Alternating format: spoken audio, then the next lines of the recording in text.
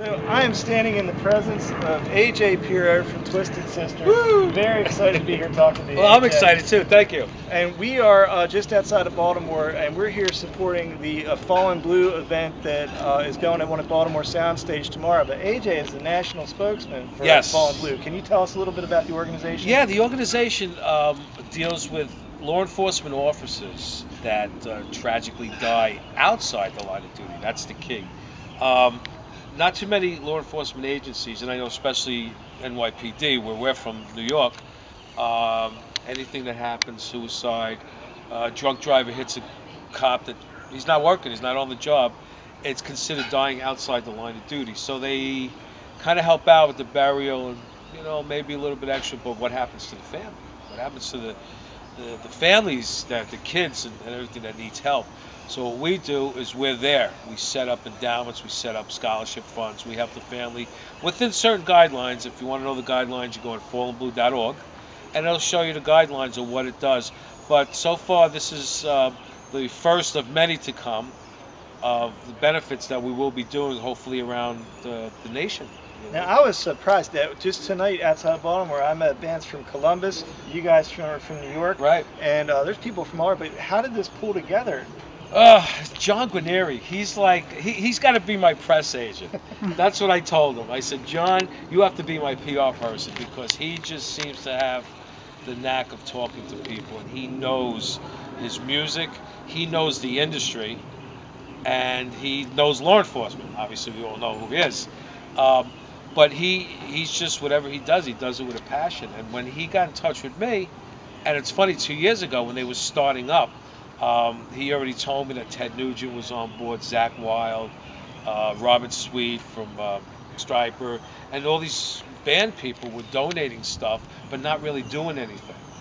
So I had said to him, I said, but you're going to have these auctions and these, that's good. That'll make you somewhat a little bit, but I'm still part of the March of Dimes Bikers for Babies, which we do out of respect for D, because he's the national spokesperson, and we love to ride. So we do 2 events a year that we actually ride in for March of Dimes, and we chair the one up in Hudson Valley, so it's great. So John had said, well, can you, give me a little guideline on, how are you guys doing it? We've been doing it for 8 years, and we've been just raising hundreds of thousands of dollars every year. Just reaching marks that's just like, got up above the millions now of all the years that we've been doing it. So I said, sure, I said, I'll be glad to come on board. I said, I'm a big supporter of law enforcement. I almost became a cop myself. But I've always been interested in law enforcement and, how it all comes about. So I told him, I said, well, what can I do? I'll be on the board. That'll be great. He says, well, how about if you become the national spokesperson? And I said, I'd be honored. And that was it. That was 2 years ago that he had asked me. Well, we're thrilled to be a part of it. I will ask you one musical question. Yes, you could ask me 2 of them if you want. Now, you're still in Twisted Sister, but you were telling us about another band. Yes, Tread. Tread is a conglomeration of different people from different bands. And Rudy Sarzo from Quiet Riot, he plays bass. He's Whitesnake, Quiet Riot. He does a ton of things. Blue Oyster Cult, right. Dan Nelson, who was one of the singers of Anthrax. And this guitar player, Mike Orlando, happened to be a close friend of mine for years. He plays with a band called Adrenaline Mob with Mike Portnoy and Russell Allen from Symphony X. We've written over the years, but we never actually put it together. Finally, last year, we had decided that everything was right. Everybody was like, they want to do something different. So we decided to put this band together. It's called Tread. The album will be out sometime in the fall, September, October. Listen for it, and we'll be touring to promote it. It's going to be my next question is, when can we see a Tread tour? So awesome. So, hey, if you get a chance, now, if you didn't make this Fallen Blue event, there's the possibility there could be similar events coming up. Go to fallenblue.org, correct? .org, and it'll show you all their upcoming events. And AJ is an awesome spokesperson. And just thanks for what you do. Not to cut you off, but we're hoping that we can do the least of these 4 a year. We're hoping that other cities and states will pick up and say, okay, we'll form, like, see, in Staten Island, where we're from, we formed a subcommittee.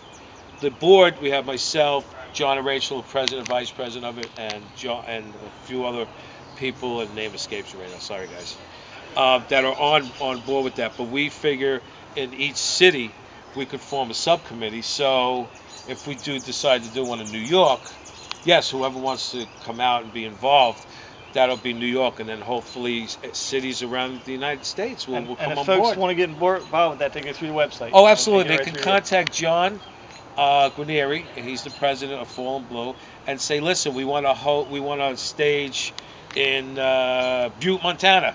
We feel, we're big law enforcement people out here, and we want to stage an event. And I usually will try to make all of these events if I can within my scheduling. If I can't, then if they put it on, they will get recognized as being part of the Fallen Blue family, and then eventually things like autographed skins and guitars and stuff will actually go to them, so they can auction it off for their area. But it all, like March of Dimes, they all have their subcommittees all around the United States, but each one of them is a big part.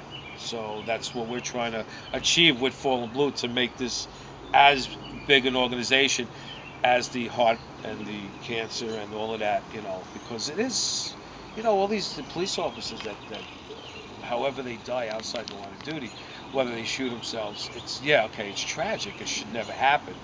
But people got to remember that they put their life on the line while they were a law enforcement officer every day.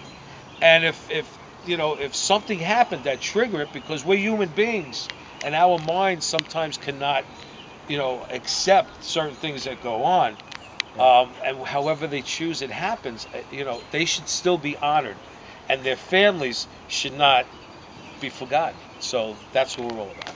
AJ, thanks so much. No, Great thank you. cause. Great, Thanks for thank you. talking with us.